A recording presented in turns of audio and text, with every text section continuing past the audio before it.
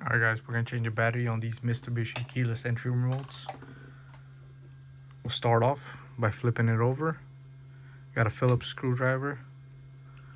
Open up that screw.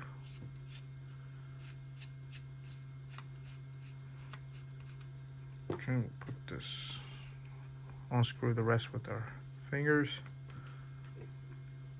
You can use the key ring holder to pry it open, just like that. Put this part to the side.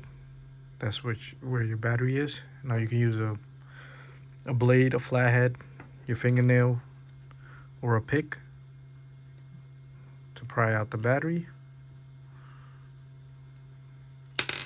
Just like that. These remotes take a CR2032 battery to put it back in, plus side facing down. Slide that in, put it back, line up the covers, just click it back in place. We'll take our Phillips screw, use our Phillips screwdriver, tie it all up.